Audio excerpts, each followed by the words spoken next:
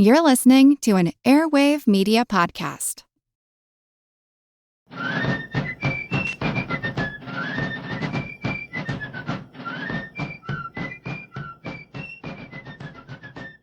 Hello, and thank you for joining the American Revolution. This week, episode 262, The Raid on Piqua. In our last episode, the British in Georgia and South Carolina forced what was left of any organized resistance into the western mountains. Leaders including Elijah Clark, Francis Marion, and Thomas Sumter all had to escape from British and Loyalist forces under the overall command of General Charles Cornwallis. Now, Cornwallis's main focus in late 1780 was in securing the more heavily settled eastern parts of the southern colonies and then moving north to secure North Carolina and hopefully eventually Virginia. With a limited number of men, his main focus kept him looking forward. As I discussed last time, Cornwallis devoted almost none of his resources to securing the lands in Georgia and South Carolina that he already considered retaken.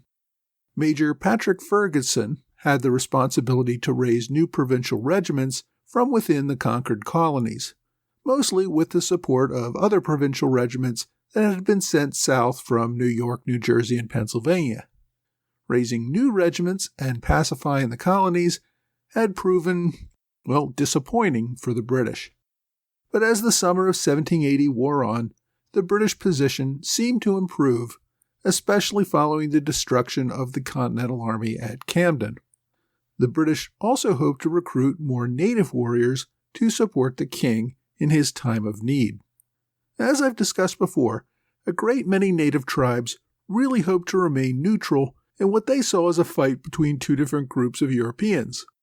That is mostly what the Continentals wanted, since if the natives did take a side, it was likely going to be with the British.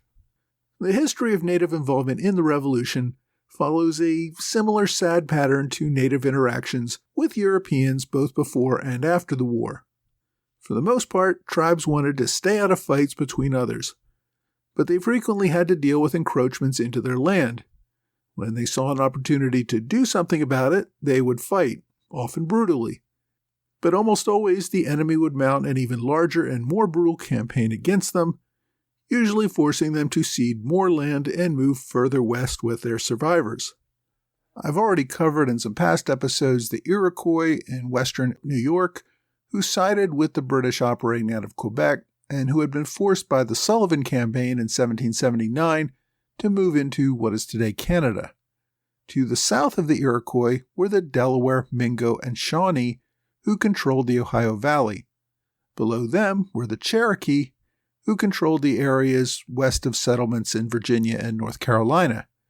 And south of the Cherokee were the Creek and Choctaw, which dominated the areas west of Georgia and South Carolina, as well as parts of Florida. Now, none of these tribes were particularly unified, and there were many sub-tribes within these larger populations, which I won't discuss too much, as I could probably write an entire book on that topic alone. I have discussed in earlier episodes how especially the Cherokee tried to take advantage of the divisions early in the war to take back territory in the Carolinas, only to be beaten badly and forced to cede more land. British agents hoped to use this discontent to encourage the native warriors to back the British efforts to subdue the rebellious colonies. British agents argued convincingly that the government in Britain was the Indians' best hope of holding back the westward expansion that the colonists wanted. As such, many local tribes were willing to give some backing to the British, but it never became a united all-out effort that might have made a real difference. I did mention last week that Colonel Thomas Brown was meeting with Creek leaders in Augusta, Georgia, when they were attacked by Elijah Clark's militia. This resulted in the British chasing Clark's militia into the western part of North Carolina that was still being disputed by settlers and natives. Most of those doing the chasing were Creek and Cherokee warriors who had been the main defense available to Brown at Augusta. These Loyalist forces chased down and hanged many of the men they captured. They burned farms that belonged to the families of men who had taken up arms against the king and were by this time on the run. As a result of all this Loyalist action, Clark's forces, which had been fighting in Georgia and South Carolina, were now in western North Carolina with about 300 men and about 400 women and children who were families of the militiamen.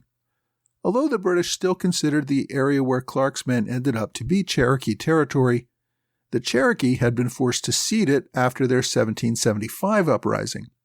As a result, Clark's men and their families received a relatively friendly welcome by the settlers living there.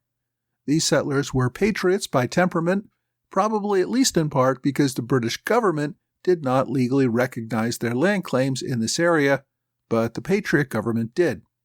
Clark's retreat into this region spurred many of the locals, known as over-mountain men, to activate their militias and move east to confront the Loyalist forces under Patrick Ferguson, eventually leading to the Battle of Kings Mountain, which I hope to get to soon.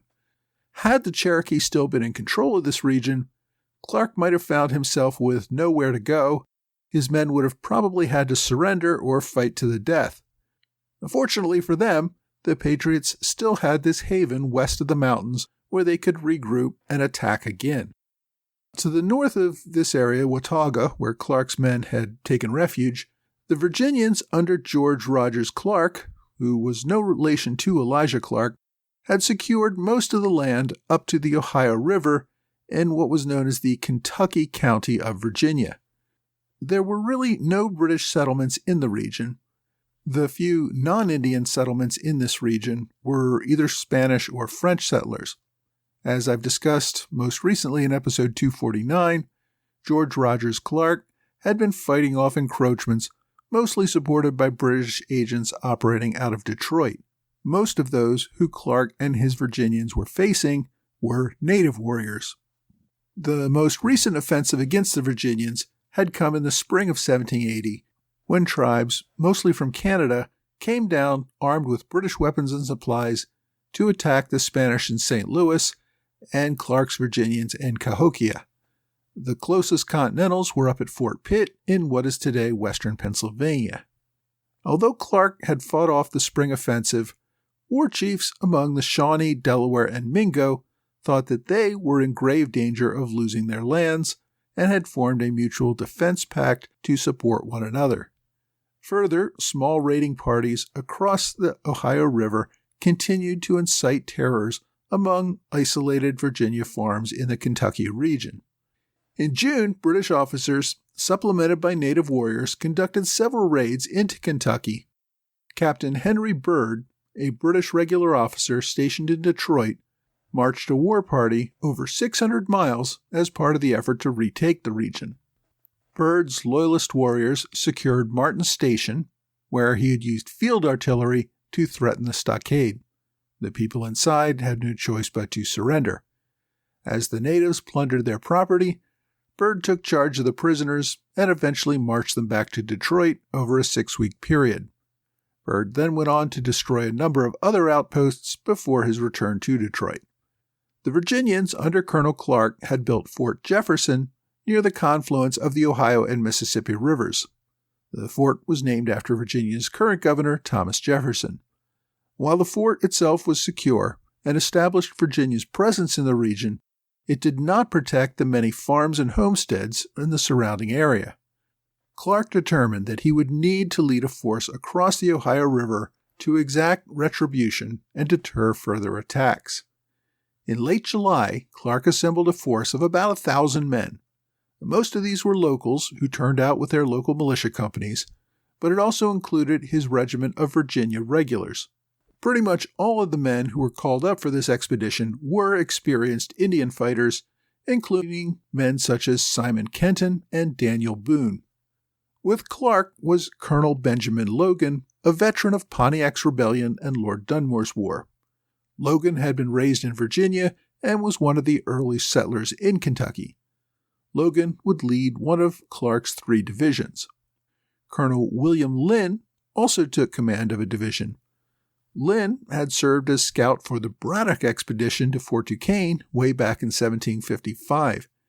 He also served on the Forbes campaign of 1758, along with a young Colonel George Washington, in the second British effort to retake Fort Duquesne. He was wounded during his service in Lord Dunmore's War in 1774. It's likely during this conflict that he first met George Rogers Clark. Like the others, Lynn had settled in Kentucky and was regularly involved in actions against the natives. Also joining the expedition from Louisville was a battalion under the command of James Harrod, a Pennsylvania native who had settled in Kentucky in 1774. Colonel Clark also took with him an artillery company with a brass 6-pounder field gun that he had captured at Vincennes the year before. Now, even as Clark gathered his army, the native forces were on alert and hostile to any movements. A small hunting detail from the Louisville militia moved away from the main force as it traveled to meet up with Clark. They stumbled across an abandoned Indian camp and were shortly thereafter ambushed by a small group of native warriors. The group suffered 10 casualties, including 2 killed and 2 wounded so badly that they had to be returned to Louisville for care. The other 6 wounded were able to make it to the rendezvous at Licking, where they remained to convalesce and protect the supplies left there. The fort that Clark established there at Licking as a supply base later became the site of the town of Cincinnati. On August 2, 1780, despite insufficient food supplies, Clark's army began its march northward. Clark's division led the column, with Logan's division protecting the rear. To guard against ambush, Clark deployed the men in 4 separate lines, about 40 yards apart, with flankers to monitor for attackers. The 70-mile march was a difficult one, given that the men had to cut a road for wagons and the artillery. Clark's targets were 2 Indian towns that operated as supply bases for enemy raiders, Chillicothe and Piqua. The force reached Chillicothe on the evening of August 5th. Reconnaissance found the villagers were in the process of abandoning their homes.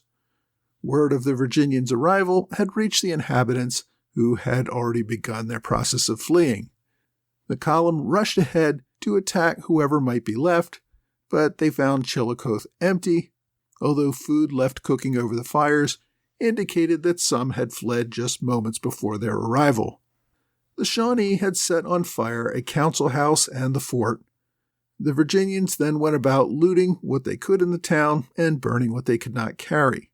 This included all of the buildings and several hundred acres of crops. Clark received word that the local Shawnee were prepared to stand and fight at Piqua, about 12 miles away. After 2 days at Chillicothe, Clark ordered his Virginians on a night march through a downpour. The weather ended up forcing the column to stop, so they didn't reach the fort until the following afternoon, August 8th. Piqua was a center of activity for the Shawnee, who had settled in this region about 25 years earlier. It consisted of large log houses in a line that stretched about 3 miles. The homes were spread out so the residents could grow beans and corn in large gardens around their homes. On an elevation, the people had built a stockade for defense. It was also used as a meeting place for political gatherings and for the local council. Some records indicate that about 3,000 people lived at Piqua before the war. With the advance of the Virginians, most of the women and children had fled the town. They had received the warning from either French settlers from Vincennes or from a deserter from Clark's army. Remaining to defend the town were about 450 warriors. Most were local Shawnee, but were being supported by Mingo, Wyandot, and Delaware, as well as a handful of Loyalists, all these warriors facing about 1,000 Virginia attackers. The chief commanding the defense was named Blackhoof, who had led the Shawnee into battle. Blackhoof was an experienced warrior. 25 years prior, he had been a warrior at the Battle of the Monongahela, near modern-day Pittsburgh. He and his fellow warriors decimated the British Army under General Braddock and gave young Colonel George Washington his first experience in a major battle. It's also believed that Blackhoof participated in the Battle of Point Pleasant during Lord Dunmore's War in 1774, and that he was also involved in the Siege of Boonesborough in 1778. He had pretty much devoted his life to staving off encroachments by Virginians into his tribal land. Now, as I said, Clark had divided his men into 3 divisions. Colonel Logan led one division along the river to prevent any Shawnee from escaping from Piqua to the east. Colonel Lynn led a second division against the defenders' left flank. Colonel Clark brought his regulars and artillery against the center directly towards the stockade. Now, upon seeing the size of the attacking force, most of the warriors withdrew from the town. They were able to escape because Colonel Logan's forces, who were supposed to be in a position to attack these retreating men, got mired down in a swamp during their march and were unable to get into position in time. A portion of the Shawnee, though, stood and fought at Piqua. Among them was a loyalist Indian trader named Simon Girty, who remained on the field, despite the fact that the Americans had a price on his head, dead or alive, for his treason and support of Indian warriors who tortured and killed American prisoners. The fight lasted several hours, with each side attempting to outflank the other and sometimes getting involved in brutal hand-to-hand combat. The Virginians had to ford a river while taking enemy fire, and eventually the defenders of Piqua withdrew and made their escape from the much larger force of attackers. After some time, Clark managed to bring up his cannon, which fired about 15 rounds into the stockade. The native defenders attempted to sally forth and take the cannon.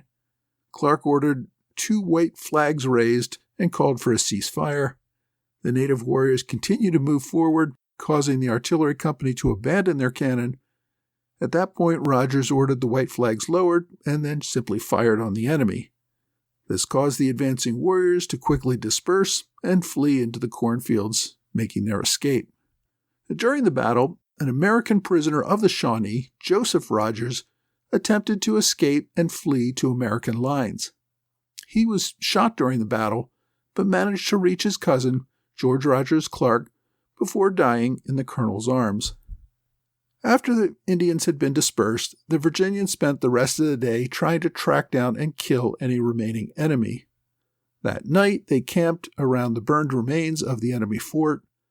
The following day, the Virginians found a native man in the field tending to his wounded son. They executed both of them. They also executed a female prisoner that they had captured. In addition, they dug up several graves for the purpose of obtaining loot and scalps. In response, after the army withdrew, the Shawnee brought up several militia prisoners who had been captured weeks earlier. At the site of the destroyed town, the natives tied their prisoners to stakes and burned them alive. They also dug up the graves of several attackers who died in battle and scalped the corpses. Total casualties for the battle are unclear. Clark reported only 14 of his men killed and 13 wounded. However, a review of other witness accounts indicates that American casualties were probably 3 times that number. Clark also noted only 5 enemy dead and 3 wounded, but since the Shawnee often carried off their casualties, we have no real good records for them. Their losses were probably much higher as well, though. With Piqua in the possession of the Americans, Clark and his men set about burning the town and all of the surrounding cornfields. They burned a nearby British trading post known as Loramie's Store, and passing back through Chillicothe on their return, they continued to destroy more crops in that area. Once back across the Ohio River on August 14th, they separated and the militia returned to their homes. Clark would end up traveling back to Richmond, where he attempted to get Governor Jefferson to back a larger invasion force that would take Detroit from the British. Among the witnesses of the destruction of Piqua was a 12-year-old boy named Tecumseh. The future war chief observed the destruction of his hometown personally and carried the pain of that destruction with him for the rest of his life. In the end, the Shawnee abandoned Piqua and established a new town about 20 miles further north. And the loss of their crops led to a hungry winter and to a desire to seek revenge the following spring. Next week, we're going to head back to New England, where General Washington finally meets with his French counterpart, General Rochambeau, at the Hartford Conference in Connecticut.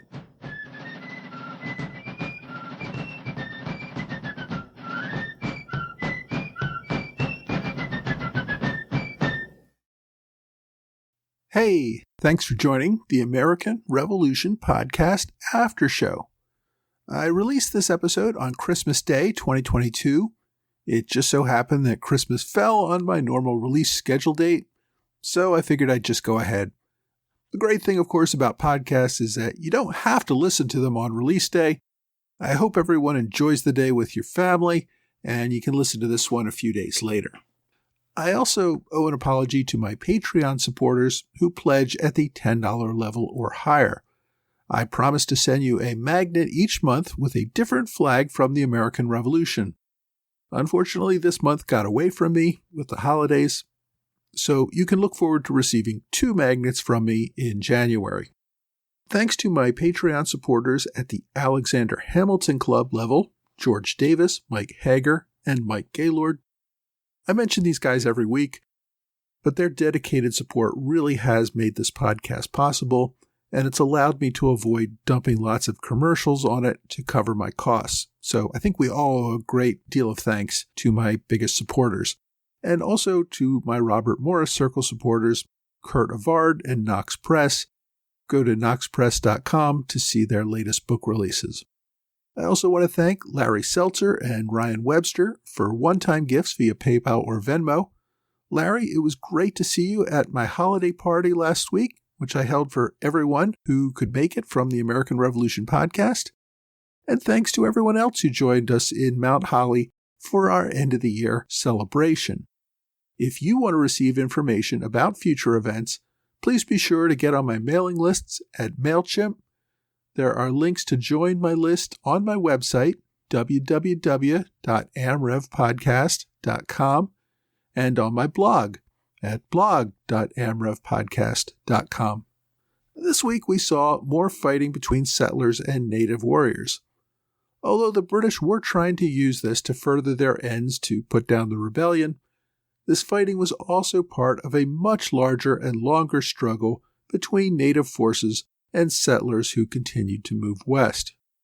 Several months after George Rogers Clark had conducted this raid, I mentioned that Clark headed to Richmond to lobby for a larger campaign against Detroit.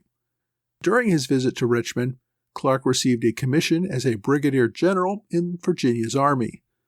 The legislature also divided Kentucky County into 3 new counties, Lincoln, Fayette, and Jefferson.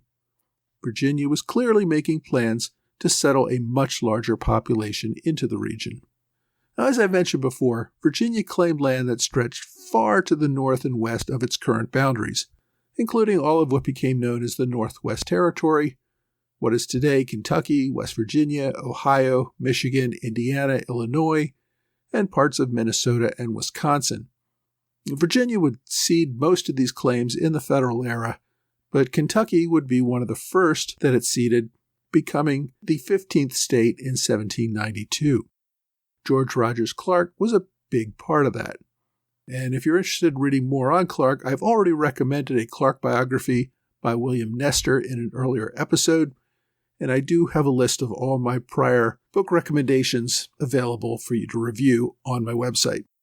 So this week, though, I'm picking a book that focuses more on the perspective of the native tribes.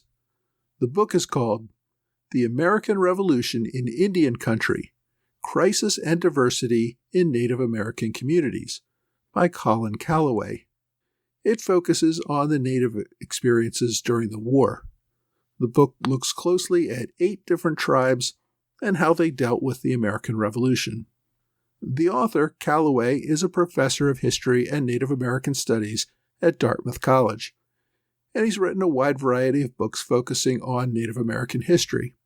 He published this one in 1995, so if this subject sounds interesting to you, look up The American Revolution in Indian Country, and there is a review copy on archive.org that you can borrow and take a look at.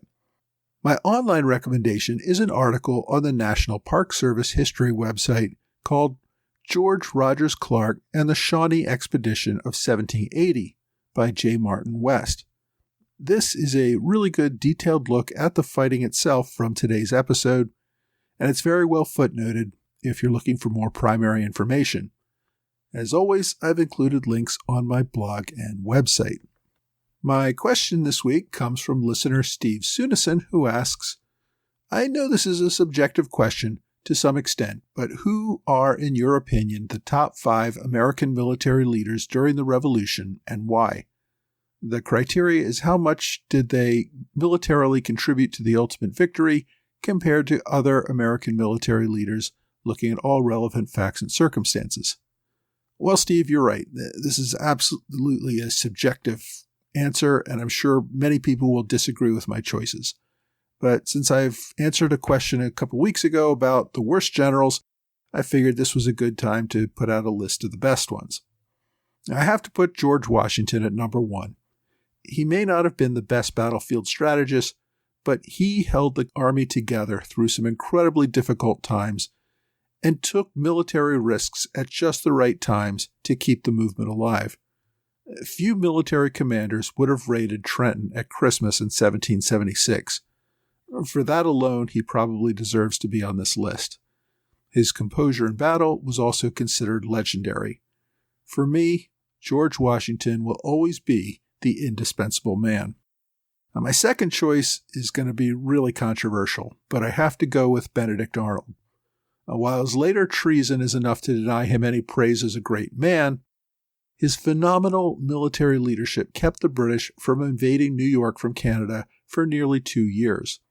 His willingness to defy his commander after the invasion led to the British surrender at Saratoga, something I credit to Arnold and others, not Horatio Gates. If Arnold had died at Saratoga, we'd probably hail him as one of the greatest generals in American history. Now, third place on my list goes to Nathaniel Greene. Although Greene was unimpressive in the first few years of the war, he really grew into the job and was critical in setting up the final victory at Yorktown, as we're going to see in some future episodes. My fourth choice is someone who was not even a general for most of the war. Daniel Morgan was a critical force in most of the early battles. His riflemen made all the difference in many of the major campaigns, especially Saratoga. His later strategies in the Southern campaign were also legendary. And again, you're going to see a lot of him in some of the future episodes. My final pick is John Glover. Also not a general for much of the war. He was a colonel. But the support of his Marblehead Mariners in the retreat from Long Island saved the Army. His efforts to cross the Delaware River for the raid on Trenton were also something that I don't think any other officer could have accomplished. Now, there are, of course, a great many others who arguably could be on this list in place of some of my picks. But there you have it. Those are my top 5. If you have a question you'd like me to answer, please reach out to me either via email or on Twitter, Facebook, or Quora. We do have a Facebook group. It's not terribly active at the moment, but always there. I'm always looking to answer questions or start a dialogue. Well, that's all for this time. I hope you will join me again next time for another American Revolution podcast.